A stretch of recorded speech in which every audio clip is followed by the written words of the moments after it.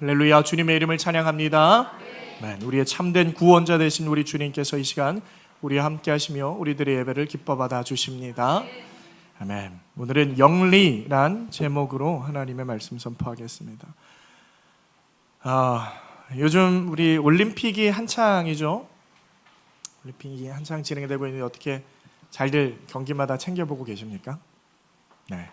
또 보려면 또 이제 밤새서 또 봐야 되고, 그런데 조금 이제 잠이 더 귀한 분들은 아침에 일어나면은 이제 뭐 뉴스를 틀어도 나오고 유튜브를 틀어도 나오고 막 이제 나와요, 그렇죠? 그래서 우리 올림픽에서 대한민국 선수들이 굉장히 열심히 또 경기를 치르고 또 많은 활약들을 하고 있는데 참 대단하다는 생각이 듭니다. 우리나라가 참 작잖아요. 그런데 이 작은 나라에서 매번 올림픽을 할 때마다 대부분 10위권 안으로 항상 좋은 성적을 거두는데, 여러분 그게 결코 쉬운 일이 아닙니다. 아무튼 우리 선수들이 또 메달을 따는 모습들을 보면은 여러분 뭐 우리나라 선수들이 뭐 금메달을 따고 뭐 은메달을 따고 그러면 여러분 기뻐요, 안 기뻐요? 기뻐요, 안 기뻐요? 예, 안 기쁘신 분들도 좀 있는 것 같은데. 예. 사실 그 사람들이 메달을 따는 거랑 나랑 무슨 상관이 있어요? 예? 아무런 상관도 없어요. 그렇죠? 뭐 양궁에서 뭐 금메달을 5개를 따든 몇 개를 따든 뭐 내가 활을 쏠 것도 아니고 우리 아들이 활을 잘 쏠 것도 아니고 아무런 상관이 없어요. 근데 기쁘단 말이에요. 그렇죠? 기뻐요. 우리가 한 민족으로 하나님께서 부르시고 또 하나의 공동체로 부르셨다라는 게 그런 것 같아요. 이번 올림픽은 프랑스라는 나라에서 개최가 되어졌어요. 그런데 이제 뭐 항상 올림픽이 열리면 그 올림픽마다 뭐 이제 여러 가지 사건 사고가 일어납니다. 그래서 뭐 재밌는 일도 뭐 일어나고 또 감동적인 뭐 그런 사건들도 있고, 그래서 그러한 사건들을 보는 것도 나름 또 재미가 있어요. 숨은 일화 막 이런 뭐 그런 얘기하면서, 그렇죠? 그런데 이번 이 프랑스 하계 올림픽은 좀 유독 탈이 많은 올림픽으로 지금 거의 뭐 손에 꼽히고 있죠.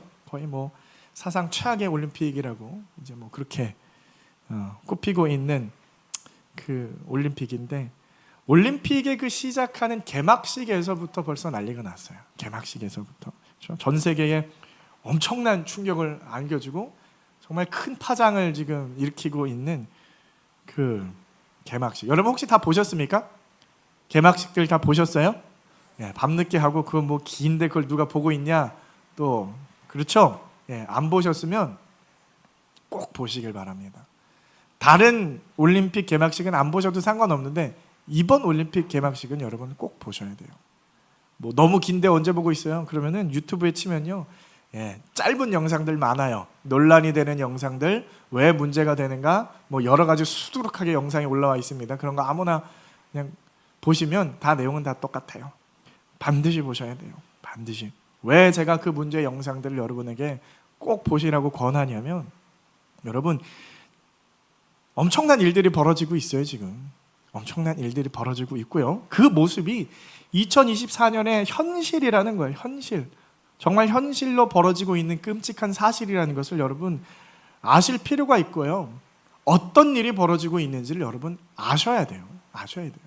그거 나랑 뭐 별로 상관없는 일인데, 뭐 우리랑 큰 상관없는, 종종 우리가 그런 일들을 대하면은 내가 좀 원하지 않는 현실이 있으면 좀 외면하기도 하고요, 좀 부정하려고 하기도 하고요, 좀 그런 습관들이 있는데, 여러분 이거는요 이제 더 이상 먼 나라 이야기가 아닙니다. 더 이상 먼 나라 이야기가 아니에요. 뭐 바다 건너 프랑스에서 일어난 일, 거기에서 끝나는 것이 아니라 여러분 그 우리나라에도 이제 똑같은 일들이 벌어져. 이건 옛날 말이에요. 옛날 말, 그렇죠? 옛날 말이에요. 옛날. 우리나라도요 이제는 그렇게 될 날이 멀지 않았습니다. 멀지 않았어요. 이제는 그 이야기가 저와 여러분 또 우리 자녀들의 그 현실에 아주 밀접한 그러한 관계에 있다라는 것을 직시하셔야 돼요. 자꾸 문제를 피하고 도망치지 마시고 직시해야 됩니다. 그래서 우리가 이제는 그러한 가운데에 그리스도인으로서 어떠한 태도와 입장을 취해야 하는지 정확하게 하실 필요가 있는 줄 믿으시길 바랍니다. 그래서 우리가 그리스도인으로서 나는 어떤 태도를 취해야 하는가, 또 오늘 말씀을 통해서 여러분 결단하는 또 시간이 되어지길 원합니다. 자, 이번 프랑스 올림픽에서 안고 있는 가장 큰 문제점은 바로 뭐냐면 포용성의 문제예요. 포용, 어디까지를 포용하느냐. 특히 LGBT라고 하는 개념이 있습니다. LGBT 또 플러스라고 하는데 이건 성소수자들을 말을 하는 거예요. LGBT가 뭐냐면은 레즈비언, 그다음에 게이, 바이섹슈얼, 트랜스젠더. 그다음에 플러스는 뭐냐면은 그 외 기타 등등이에요. 근데 기타 등등이 훨씬 많아요. 훨씬 많아요. 그래서 이 LGBT를 어디까지 인정하느냐 그런 범위의 문제가 발생을 했단 말이에요. 개막식에서 대놓고 이제 성소수자들이 나와요. 이런 사람들이 나와서 퍼포먼스에 참여하는 거 뭐 그럴 수 있다 치지만 근데 문제는 뭐냐면 그 사람들이 하고 있는 그런 내용들이 굉장히 보기 힘들 정도로 굉장히 역겨운 장면들이 많이 나왔다라는 거예요. 한두 장면이 아니라 계속 나와요. 계속 나옵니다. 막 수염을 기른 중후한 아저씨가 굉장히 멋있게 생긴 아저씨인데 아주 야한 옷을 입고 나와서 알 수 없는 춤을 막 추면서 저 사람을 남자라 그래야 되나 여자라 그래야 되나 이게 정체성이 혼돈을 일으키는 그러한 이제 모습을 보여주는데 이제 카메라에 잡힌 어떤 모습은 어떤 엄마가 아이의 눈을 이렇게 가리고 있는 이제 그런 모습이 이제 보여지기도 하고요. 또 이제 어떤 장면은 도서관에서 이제 어떤 사람들이 이제 나오는데 도서관에서 사람들이 책을 보는데 그 책의 내용들이 어떤 이제 그런 좀 비슷한 성 정체성에 관한 성에 뭐 억눌린 정치 좀 그런 내용들 그래서 아 저 사람도 나와 같은 성 정체성을 가지고 있는 사람이구나 하는 암묵적으로 이제 눈으로 이제 표현을 해서 아 저 사람은 나랑 같은 사람이구나 해서 그 사람들끼리 이제 밖으로 뛰쳐나가요. 그러면서 이제 애정 행각을 하면서 방으로 이제 들어가면서 너희는 보면 안 돼 하면서 문을 이제 딱 닫는 그런 장면들 이게 올림픽의 개막식인지 퀴어 축제의 개막식인지 여러분 헷갈릴 정도로 그런 장면들이 그냥 여과 없이 그냥 나오는 거예요. 뭐 거기서 끝나는 게 아니라 뭐 레오나르드 다빈치의 성화 중에 최후의 만찬이라는 그 유명한 그림이 있잖아요. 여러분 집에 있는 이제 조그만 이제 성경 테이블에 보면 다 이제 그 그림 막 있잖아요, 그렇죠? 그 그림을 이제 재해석을 하는데 굉장히 역겨운 형태의 모습으로 정말 정상적인 사람의 생각이 아닌 것 같아요. 그런 모습들을 이제 뭐 재해석해서 이제 보여주고 퍼포먼스를 하는데 그런 장면들 때문에 뭐 기독교를 거의 그냥 의도적으로 이거는 모욕을 하고 있다. 또 그런 장면들로 이제 우리가 받아들일 수밖에 없어요. 그래서 수많은 매체와 정말 전 세계 수많은 사람들 정말 어떻게 보면 기독교와는 전혀 상관없는 어떻게 보면 기독교에 이렇게 싫어하는 사람들조차도 그런 장면들을 꼬집어서 너네들 이거는 너무 기독교를 심하게 폄훼하는 거다. 이런 식으로 입장을 낼 만큼 정말 큰 문제들이 좀 많이 있었습니다. 거기서 끝나는 게 아니라 이제 본 경기에 들어와서 이제 경기가 시작이 되는데 심각한 문제가 또 이제 발생한 게 뭐냐면은 바로 이제 트랜스젠더 선수가 있죠. 트랜스젠더 여성이라고 불러야 되나요? 원래는 남자였는데 남자로 태어났는데 성전환 수술을 통해서 여자가 되었어요. 이제 권투 종목에 출전을 해서 결국엔 금메달을 땄죠. 결국엔 그 사람이 금메달을 따고 왜 이런 초유의 사건들이 계속해서 벌어지는 것이고 왜 프랑스에서 이와 같은 정말 말도 안 되는 정말 엽기적인 일들이 왜 버젓이 일어나고 있는가? 여러분 그 이유를 좀 찾아가면요 이게 간단한 문제가 아니에요. 간단하지가 않습니다. 그 근본적인 이유는요 굉장히 복잡한데 이 근본적인 이유의 이제 시작을 좀 찾아 올라가면은 좀 역사적으로 좀 많이 올라가야 돼요. 프랑스 혁명 역사로부터 거슬러 올라가서 거기서부터 이제 다뤄져야 하는 어떤 정치적인 여러 가지 복잡한 일들이 좀 많이 있는데 그런데 이제 이런 상황들이 이제 계속해서 변질되어서 계속해서 우리가 이제 더 이상 이제 참을 수 없는 일들로 계속해서 그냥 커밍아웃이 되고 있는 거예요. 그리고 이제 문제는 뭐냐면 그것들이 사회에서 용납이 되어져 가고 있는 문제 가운데에 우리가 이런 사회의 문제 가운데에서 그냥 넘어갈 수가 없습니다. 이거를요 우리가 그리스도인들이 이러한 부분에서 분명히 정리하고 넘어가야 할 것이 있다라고 좀 생각이 들었어요. 그래서 이 주제를 좀 심각하게 좀 다룰 필요가 있겠다 싶어서 설교를 좀 정리를 하는데 어디서부터 시작을 해야 될지 굉장히 머리가 아팠어요. 왜냐면은 이 부분을 다루려면은 내용이 굉장히 방대합니다. 제가 또 책을 여러 권을 가지고 있고 제가 가지고 있는 여러 이제 자료들을 이제 조합을 해서 내용들을 글을 뭐 처음부터 끝까지 다 말을 할 수가 없잖아요. 정리를 하고 또 요약을 하고 또 이렇게 또 성경적으로 설명을 하고 풀이를 하고 해야 되는데 이 과정이 너무 쉽지가 않았어요. 그래서 일단은 뭐 오늘 설교 한 번으로 다 정리를 할 수는 없고 조금 나누어서 좀 정리를 해드릴 건데, 오늘은 이제 먼저 우리가 문제의 핵심이라고 하는 이 동성애라는 문제, 동성애, 그냥 오늘은 딱 동성애만 가지고 좀 성경적으로 정리를 좀 해보도록 하겠습니다. 자, 동성애가 여러분 죄입니까? 아닙니까?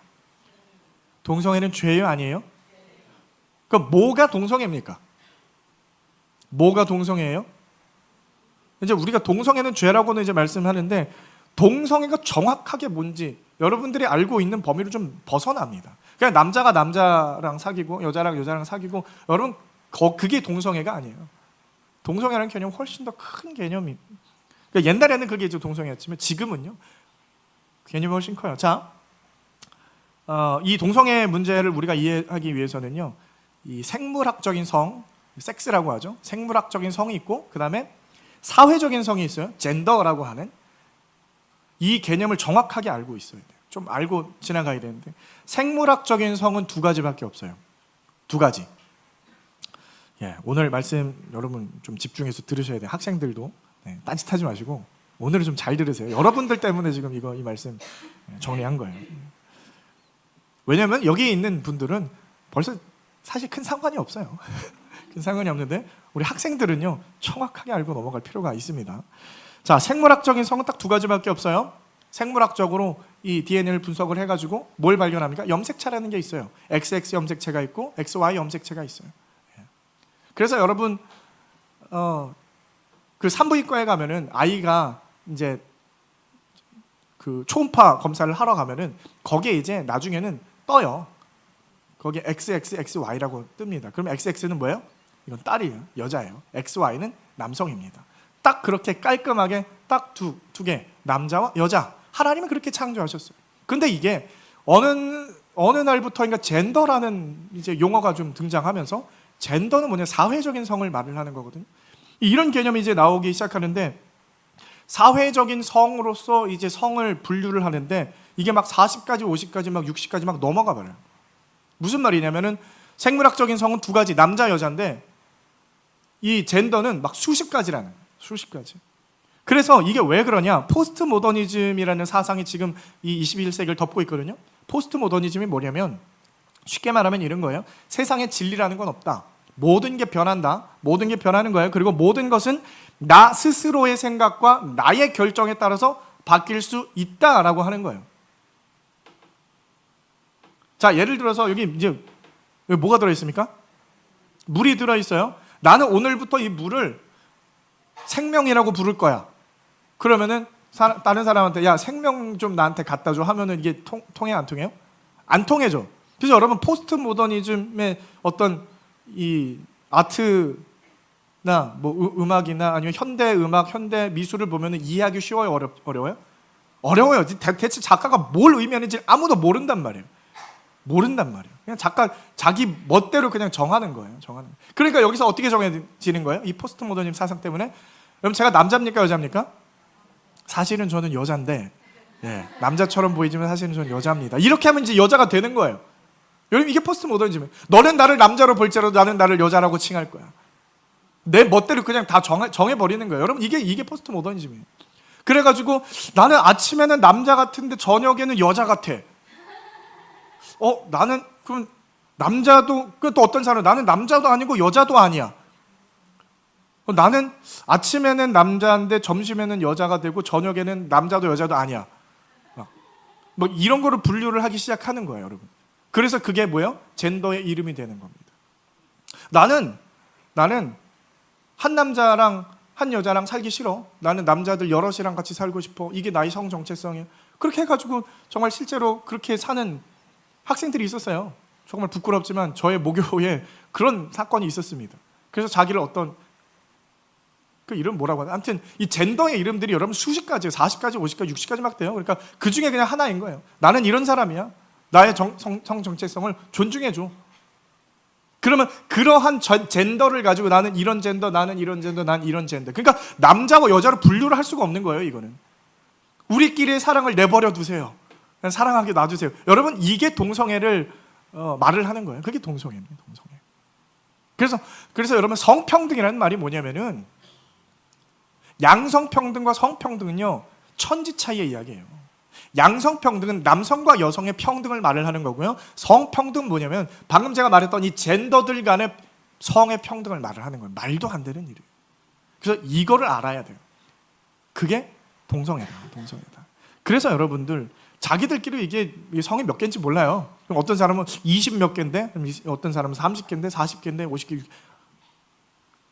되질 않습니다. 되질 않아요. 그래서 그들의 사랑의 형태가 죄냐 아니냐 이거를 따지고 봤을 때 요즘 세대들은요 그러면 이제 어떻게 말을 해요? 아니 그게 어떻게 죄입니까? 아 성적 취향이 그렇게 많은데 그러면 취향대로 골라 먹는 거지. 에? 취향 아닙니까? 취존이라 그래요. 취향 존중이라는 말이에요. 취존. 이거 취존 아닙니까? 그래서 예? 그걸 죄라고 말하는 거 너무 야박한 거 아닙니까? 좀 존중해 주세요. 이런 사람들이 여러분 있어요. 제가 10년 전에 우리 고등부 아이들을 가르치면서 제가 이런 설교를 하면서 아이들한테 물어봤어요. 야, 너네는 동성애가 죄라고 생각하니? 아니면 동성애가 취향 존중이니? 이거 취향 문제다라고 생각하는 사람 손 들어봐라 했더니 한 두 명 정도가 손을 들었어요. 그게 10년 전입니다, 여러분. 그 손든 아이는 모태신앙이 아니었어요. 지금 여러분 10년 뒤에 이거 훨씬 더 심각해집니다, 문제가. 그래서 우리 중고등부 잘 들으라는 거예요, 여러분. 자, 여러분 이 문제는요 앞으로 계속해서 더욱 복잡해져요. 더욱 복잡해질 것이고요. 그들은요 더욱더 큰 소리를 낼 거예요. 더욱더 큰 소리. 그리고 교회의 입장, 우리 성경의 입장이라고 하는 것은요 그들이 어떻게 나온다고 해서 이게 달라질 문제가 아니에요. 절대로 달라지지 않습니다, 여러분. 앞으로도 절대로 타협이 되어질 수 없는 문제가 바로 이 동성애 문제예요. 왜냐면요 성경은요 하나님의 말씀은 변하지 않습니다. 믿으십니까? 하나님 말씀 변하지 않아요. 사회가 어떻게 변한다고 하더라도, 사회가 환경이 어떻게 변한다고 하더라도 여러분 이게 따라서 변하는 게 아니에요. 그건요 여러분 우리가 고민할 가치도 없어요. 다시 생각해 볼 가치가 없는 겁니다. 분명히 말씀드리지만 성경에서 동성애에 대해서 정확하게 죄라고 명시하고 있는 줄 믿으시길 바랍니다. 타협이 없어요. 그래서 우리가 동성애가 죄냐 아니냐를 이제 이거를 찾는 문제는요 이젠 좀 고리타분한 문제예요. 아직도 그걸 찾아야 돼? 성경은 분명하게 이야기하고 있어요. 아직도 그걸 고민할 필요가 없는 겁니다. 우리 이건 이제 논란의 여지가 없습니다. 성경에는요 동성애적인 부분을 언급하는 구조들이 굉장히 많이 있는데 또 어떤 사람들은 성경 안에서 야 그거 너네들이 잘못 해석한 거야, 원래는 그런 의미가 아닐 수도 있어, 이렇게 말을 하는 사람들이 있어요. 그래서 문맥과 상황에 따라 문화에 따라 읽어봐야 돼. 아무리 문맥을 따라 읽고 상황을 따라 읽어봐도 여러분 똑같아요. 아무리 수십 번 수백 번 아무리 읽어보고 또 읽어봐도 똑같아요. 성경은요 부정적으로 말하고 있어요. 절대적으로 부정적으로 말하고 있습니다. 어떤 사람들은요 그렇게 말해요. 야 그거 해석의 여지가 더 있다, 더 해석의 여지가 있다, 이렇게 말을 하는데 그 당시 상황이 굉장히 어떤 폭력적인 동성 성행위나 아니면 어떤 성폭행의 그런 분위기일 수도 있고 다양한 관점으로도 볼 수 있다라고 말하는 목사가 있어요. 목사가 그런 이야기를 하더라고요. 그래서 저게 목사인가 어디 교단이야 이제 처음에 글 찾죠. 감리교 교단이에요. 그 사람 하나 때문에 감리교가 그냥 먹칠을 하고 있죠. 그래서 저는 조금 이제 오해를 했죠. 야 감리교 저놈들은 아주 그냥 동성애도 찬성하고 이런 줄 아는데 또 그렇진 않아요. 그 교단에서 그 사람을 불렀어요. 그 목사를 불러가지고 이제 치리를 했더라고요. 정직을 줬습니다. 그래서 너 앞으로 그런 활동 하지 마. 이 사람은요 퀴어 축제에 가가지고 거기서 막 축복기도 하고 막 축도 하고 막 이런 사람이에요, 목사가. 그러니까 그 교부 회의를 열어가지고 이 사람을 징계를 줬어요. 근데 계속하는 거야. 계속하니까 결국에는 최근에 어떻게 됐냐면 이 사람을 출교를 시켰습니다. 너 이제 출교야. 너 교회 아니야. 너 목사도 아니야. 너 성도도 아니야. 넌 교회 아니야. 아주 그냥. 얼마 전에 제가 치리에 관해서 설교를 했죠. 이 사람은 이제 교회라고 부를 수 있는 자가 아닌 거예요. 왜 이 사람은 교회가 아니냐? 진리를 가르쳐야 하는 목사가 자꾸 비진리를 진리라고 우기는 거예요. 이 사람은 우기는 것밖에 되지 않습니다. 저는 생각이 좀 다릅니다. 저는 조금 생각이 다릅니다. 엉뚱한 소리 하는 거예요. 그러니까 그 사람은 출교당할 수밖에 없는 겁니다. 우리가 오늘 말씀을 한번 좀 찾아보도록 하겠습니다. 어떤 말씀들이 성경에 있는지 좀 대표적인 구절 몇 가지만 찾아볼게요. 레위기 20장 13절입니다. 레위기 20장 13절 우리 한번 함께 읽도록 합니다. 시작. 누구든지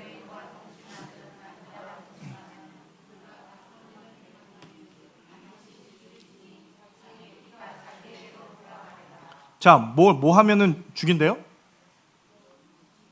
이거 동성애 하면 어떻게 한대요? 죽인다는 겁니다, 여러분. 죽인다는 거. 이건 율법이에요. 우리는 율법과 상관없는데요? 그럼 더 볼까요? 열왕기상 15장 11절로 12절입니다.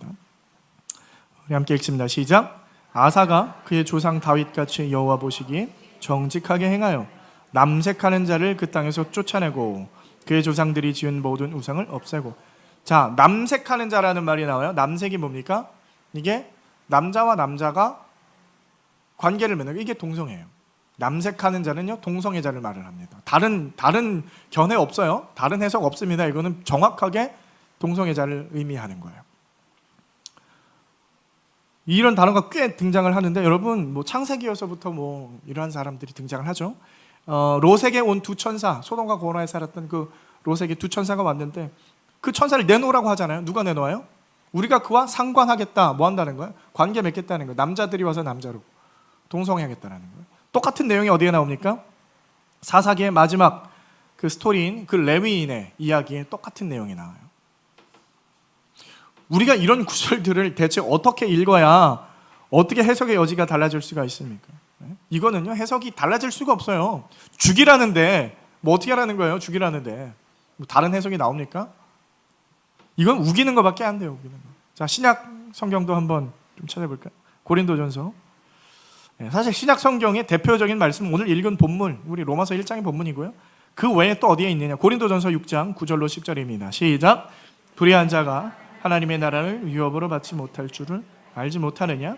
미혹을 받지 말라. 음행하는 자나 우상 숭배하는 자나 간음하는 자나 탐색하는 자나 남색하는 자나 도적이나 탐욕을 부리는 자나 술 취하는 자나 모욕하는 자나 속여 빼앗는 자들은 하나님의 나라를 유업으로 받지 못하리라. 남색하는 자라는 단어가 또 나오죠. 디모데전서 1장 10절입니다. 시작. 음행하는 자,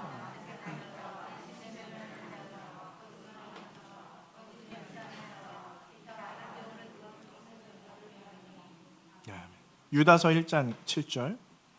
시작. 소돔과 고모라와 그 이웃 도시들도 그들과 같은 행동으로 음란하며 다른 육체를 따라가다가 영원한 불의 형벌을 받음으로 거울이 되어. 분명하게 말씀하고 있어요. 소돔과 고모라가 왜 멸망했다고요? 동성애 때문에, 그 음란한 때문에 하나님께서 멸망시킨 걸 분명하게 성경이 이야기하고 있어요.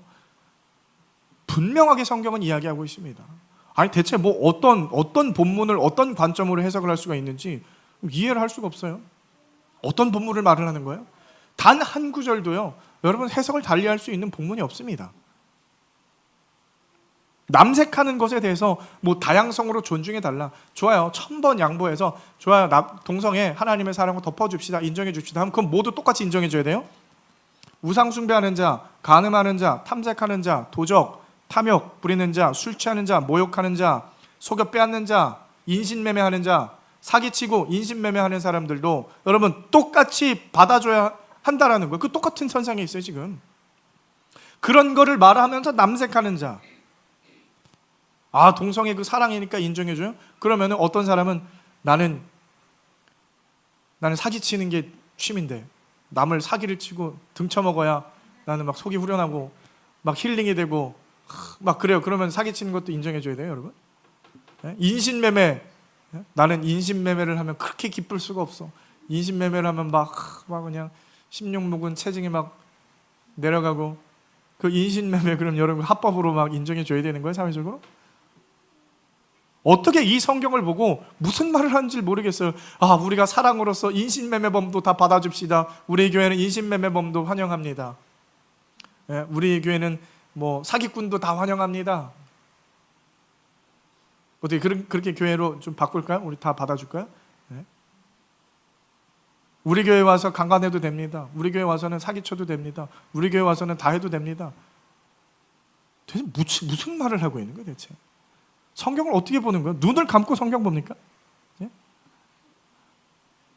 반박할 여지가 없어요 여러분.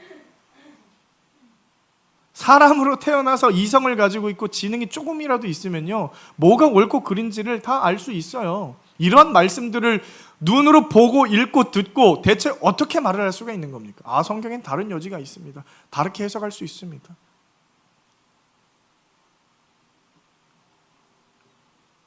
자, 그래서 우리가 이러한 관점으로 우리가 동성애를요 성경에서는요 성경의 말씀으로 절대적으로 악한 행동이라고 규정하고 있음을 우리가 부정할 수가 없습니다. 자, 그러면 또 다른 이유로 동성애가 죄악이라고 하는 것에 대해서 설명을 드릴게요. 여러분이 알다시피 동성애를 하게 되면 따라오는 부작용이 있어요. 부작용. 오늘 본문 말씀을 보시면은 27절에 보시면은 이런 말씀이 나와요. 하반절에 남자가 남자와 더불어 부끄러운 일을 행하여 그들의 그릇됨에 상당한 보응을 그들 자신이 받았느니라. 여러분, 자 우리가 보시면은 하나님께서 세상 가운데 만드신 질서가 있어요.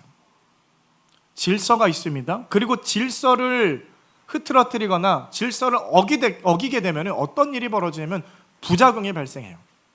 부작용. 질서를 거꾸로 흘러가면요 이거는 부작용이 있다라는 거예요. 부작용. 오늘 본문에도 보시면요 순리라는 단어가 나와요. 27절에 보면은요 그와 같이 남자들도 순리대로 여자 쓰기를 버리고 서로 향하여 음욕이 부릴 듯하며 남자가 남자와 더불어 부끄러운 일을 행하여. 자, 순리를 거스리는 거죠. 그래서 26절에 이 말을 어떤 단어로 말합니까? 영리라는 단어가 나와요. 영리. 순리가 있고요 영리가 있어요. 강이 흐르죠. 높은 곳에서 낮은 곳으로 흘려요. 이게 순리예요. 그럼 거기에다가 종이배를 띄워놓으면 어디로 흘러가요? 아래로 내려가는 거. 이게 순리예요. 근데 이 배가 거꾸로 흘러가려면 뭐가 필요해요? 뭐 여러 가지 힘과 이게 뭔가 필요한 거죠. 노력이 필요한 거잖아요. 그리고 거슬러 올라가면 어때요? 망가지는 거예요. 망가지는 거예요. 순리에 따라야 되는 거예요. 순리에. 그래서 하나님의 질서를 어지럽히는 자들은 영리하는 자들. 그래서 질서를 거스르는 자들에게 발생하는 부작용은요 엄청납니다. 모든 것의 질서를 흐트러뜨리는 자에게는 부작용이 있는데 특히나 동성애, 그 하나님의 순리를 어지럽히는 자들에게는요 엄청난 부작용이 있어요. 이거를 여러분 찾아보면요 좀 비위가 좋아야 돼요. 그래야 찾아볼 수 있어요. 밥 먹기 전에 절대 찾아보지 마세요. 엄청난 부작용들이 있어요. 정말 이거 눈 뜨고 볼 수 힘든 셀 수 없는 성병, 수십 가지의 성병들이 있어요. 대표적으로 뭐가 있어요? 에이즈가 있죠. 에이즈, HIV 바이러스. 그 외에 여러분 그것만 있는 게 아니라 셀 수 없는 수십 가지 성병들이 있어요. 그 다음에 또 뭐가 있어요? 암 발병 확률이 굉장히 올라요. 수십 배가 올라간대요. 직장암과 항문암 이런 암들이 그냥 암 걸릴 확률이 굉장히 높아져요. 그럼 여기에 더해서 여러분 맨날 막 질병에 걸리고 막 몸이 아프고 그러니까 정신이 멀쩡합니까? 정신질환에 걸리는 거예요. 우울증 걸리고 조울증 걸리고 뭐 막 헛것이 보이고 정신질환. 그러면은 정신질환과 연결이 되는 게 또 뭐예요? 자살률이 올라가는 거예요. 자살률. 그래서 여러분 이 동성애자들이 자살하는 그 퍼센티지가 굉장히 높습니다. 굉장히 높아요. 굉장히 많은 사람들이 자살을 해요. 그러니까 당연히 수명 단축되고 자살률이 올라가고 엄청난 일들이 벌어져요.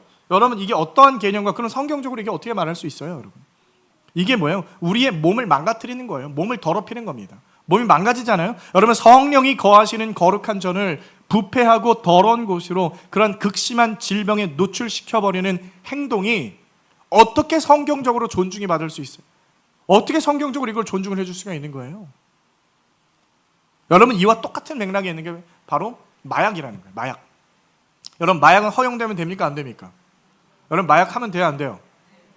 막 해보신 분 계세요? 소시적에 본드 좀 마셔봤는데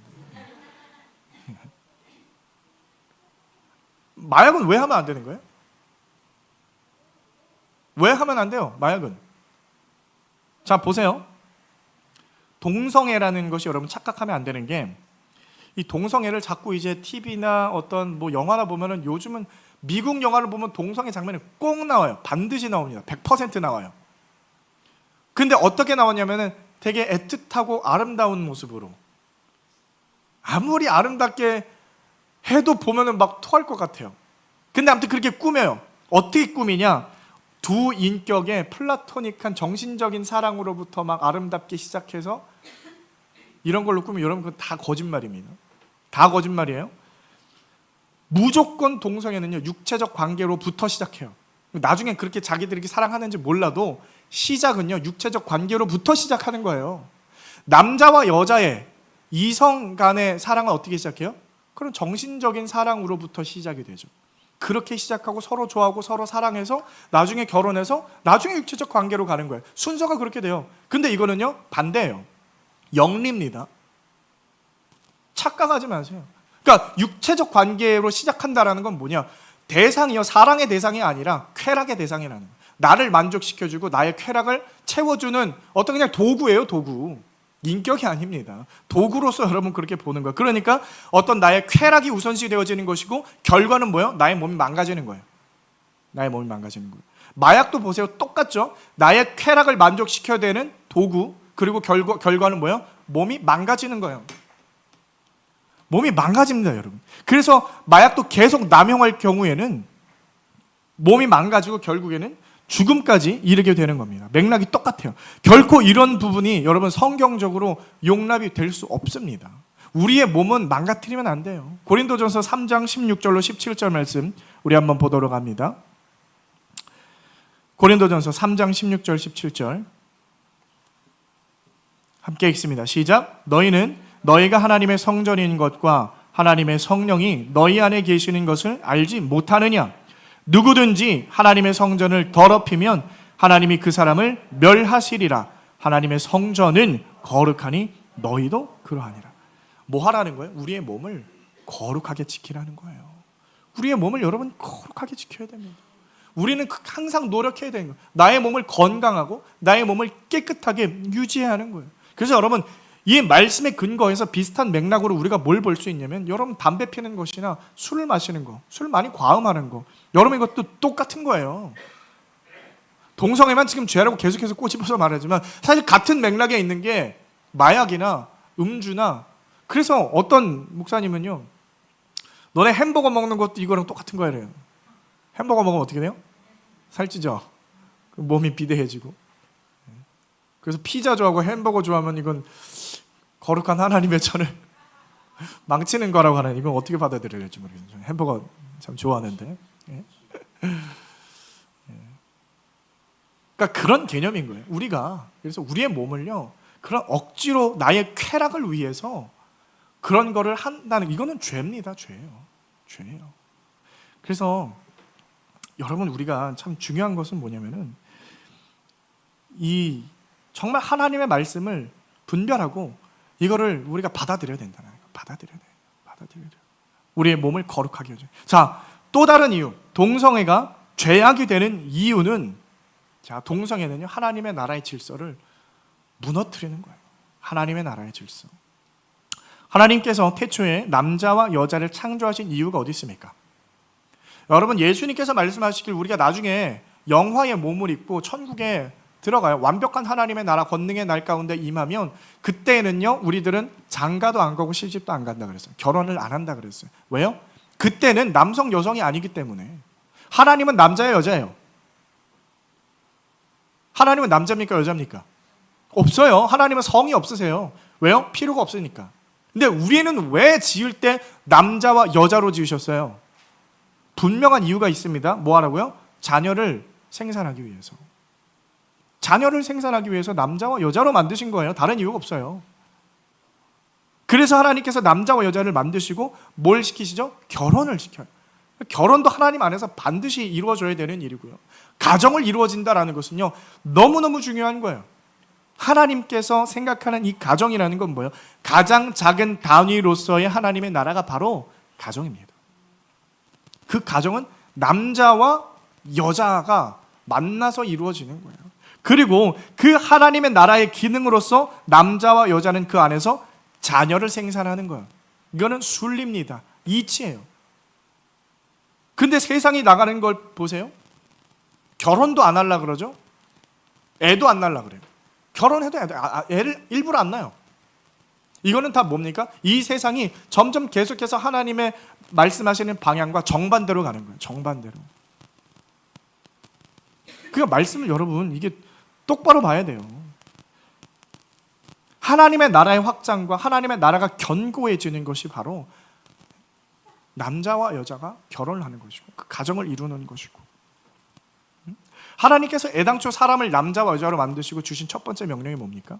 너희는 생육하고 번성하여 땅에 충만하라, 땅을 정복하라. 여러분, 이게 성경의 원칙입니다. 이게 순리예요. 근데 이 말씀을요, 여러분 제가 참 많은 크리스찬 청년들한테도 좀 듣는 이야기들이 있었는데, 목사님 저는 결혼 안 할 건데요. 목사님 저는 뭐 독신주의인데요. 그래요. 막 일부러 안 할 거래. 하고 싶어도 못 하는 사람도 있지만 그건 또 달라요. 일부러 안 하는 사람들이 있어요. 있어요? 왜 웃어? 여러분 말씀을 귀중히 생각하세요. 아 목사님 창세기 그 1장에 나오는 그 말씀 그거 저랑 상관이 있나요? 수천 년 전에 있었던 얘기. 요즘 사회가 안 그런데요. 사회는 안 그런데 여러분 사회랑 상관없다니까요. 세상과는 상관없습니다. 하나님의 말씀은요 진리예요. 하나님의 말씀은 진리인 줄 믿으시길 바랍니다. 하나님의 말씀은요 살아있고 활력이 있다 그랬어요. 지금도 살아있는 말씀이에요. 살아있는 말씀. 생육하고 번성하여 땅에 충만하라, 땅을 정복하라. 지금도 살아있는 말씀입니다. 풀은 마르고 꽃은 시드나 우리 하나님의 말씀은 영원히 서리라. 영원히 변치 않는 하나님의 절대적인 기준이에요. 우리들 뜻대로, 우리들 잘못된 생각대로 그거 막 바꾸지 마세요. 하나님의 말씀은요 시대를 초월하는 거예요. 영원토록 변하지 않는 하나님의 말씀을 마음 가운데 새기시길 바랍니다. 이러한 말씀의 기준에서 동성애는요 하나님의 세우신 그 가정의 질서를 무너뜨리는 거예요. 근본적으로 뜯어 고쳐요. 요즘 세대들은요 학교에서 이제 어떻게 배워요? 앞으로 이제 여러분 교육하는 부분에 있어서 교과서가 개정이 돼요. 개정이 되면은 옛날에는 가족의 단위에 대해서 어떻게 배웠어요? 뭐 대가족, 핵가족 이렇게 배웠죠. 예, 대가족이 있고 핵가족이 있다. 이제는요 그런 걸 안 배워요. 이제는 가정이 남자와 여자가 결혼하는 가정, 그 다음에 남자와 남자가 결혼하는 가정, 여자와 여자가 결혼하는 가정, 뭐 남자 하나랑 여자 5이 결혼하는 가정, 이런 것도 다 거기에 이제 샘플로 이제 올라가는 거예요. 핵가족, 대가족 이런 거 안 배워요. 그런 거 여러분 자녀들이 배울 겁니다. 그게 가정의 모양이에요, 여러분? 결단코 그건 가정의 모양이 될 수가 없어요. 지금 세상이 하고 있는 건요 그러한 것들, 성경에 대한 아주 그냥 이런 말씀들은 그냥 대놓고 거스르는 거예요. 거스르는 거예요. 그래서 하나님께서 여러분 가정을 얼마나 귀하게 여기고 얼마나 사랑하시는지 알고 있다면요 여러분 이에 관해서 엉뚱한 소리 하시면 안 되는 거고 엉뚱한 행동을 하면 안 되는 겁니다. 사랑하는 성도 여러분, 성경은요 동성애에 관해서 우리들에게 애매하고 희미하게 말하고 있지 않아요. 아 이게 이 말씀인가 이게 저 말씀인가 가끔 헷갈리는 말씀들이 있죠. 잘 해석이 안 되는 말씀. 동성애에 관해서는 절대 그렇지 않아요. 결단코 그렇지 않습니다. 어렵게 이야기하고 있지 않아요. 굉장히 쉽고 선명하고 분명하게 우리들에게 정확하게 이야기하고 있는 줄 믿으시길 바랍니다. 아주 선명하게 이건 죄라고 말하고 있어요. 다른 여지가 없어요. 여러분 이 말씀에 여러분 확고함이 있어야 돼요. 우리가 신앙생활을 하는데 자꾸 이러한 확고함을 좀 흐리려고 하는 그런 때가 있습니다. 동성애뿐만이 아니라요 우리들이 습관적으로 좋아하는 죄악들이 있어요. 지금 뭐 대표적으로 동성애에 관해서 지금 이야기하고 있지만 사실 동성애만 죄입니까? 우리가 짓는 저는 동성애 그런 죄 안 짓는데 저는 다행입니다. 사실 여러분 거기서 마음 편안해 하지 마세요. 다른 죄악들 얼마든지 짓고 있잖아요. 우리가 얼마든지 짓고 있어요. 우리들이 습관적으로 좋아하는 죄들이 있습니다. 거짓말도 있고요, 게으름도 있고요, 탐욕도 있고요, 남을 욕하는 것도 있고요. 음란함이 없어요? 다 있습니다.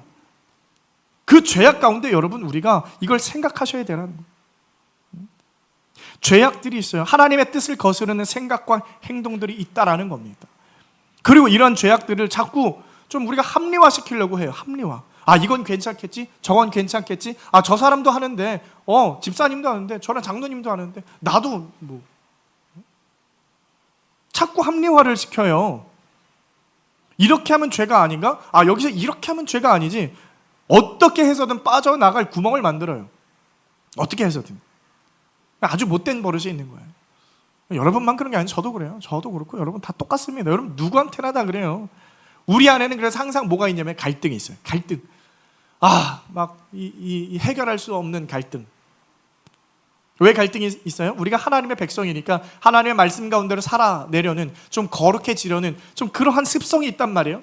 하나님의 거룩을 닮아가려고 노력하는 데에 이거를 방해하는, 죄를 좋아하는 죄의 자국, 죄의 습성들이 나한테 여전히 남아있어서 죄를 좋아하는 거예요. 내가 딱 죄를 좋아해요.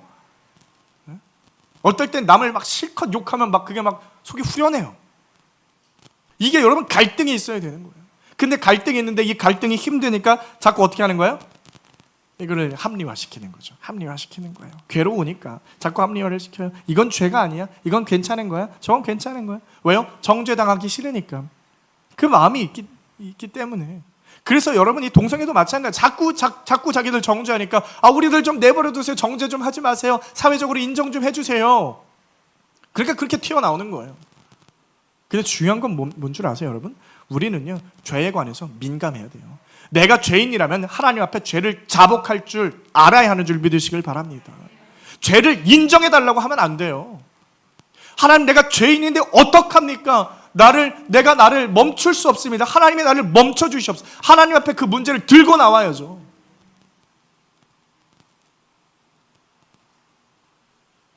죄의 속성은요, 숨는 거예요.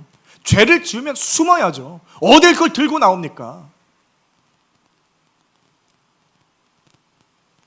잘못된 거예요, 여러분. 거기에 또 근데 찬성을 해줘요? 어떻게 그리스도인으로서 그럴 수 있습니까? 결코 그럴 수 없는 거예요. 여러분, 우리는요, 죄에 민감해져야 됩니다. 하나님께서 싫어하시는 것을요, 우리가 자꾸 기웃대면서 이루듯 싫어할까 좋아할까, 여러분 그러지 마시고 여러분 칼로 잘라내시길 바랍니다. 잘라내시고 성령의 충만을 구하시길 바랍니다. 성령의 충만을 받으면요, 모든 죄의 족쇄로부터 자유할 수 있는 줄 믿으시길 바랍니다. 해방될 수 있는 거예요. 우리의 힘으로는 끌어낼 수 없는 것들을 끌어낼 수 있게 되는 줄 믿으시길 바랍니다. 그게 힘들면 하나님 앞에 나와서 성령 구해요. 성령 충만 받으면 여러분 끌어낼 수 있습니다. 끊을 수 있어요. 저와 여러분 모두는요, 죄의 자국이 여전히 남아있는 자들, 죄의 흔적이 남아있는 자들로서 성령의 능력이 아니면 얼마든지 타락할 수 있는 자들임을 우리가 고백하면서 우리의 유일한 구세주 대신 예수 그리스도께 우리의 삶을 드리고 성령의 충만과 성령의 통치를 구하며 나가시는 우리 사랑하는 성도 여러분 다 되시길 주님의 이름으로 축원드립니다.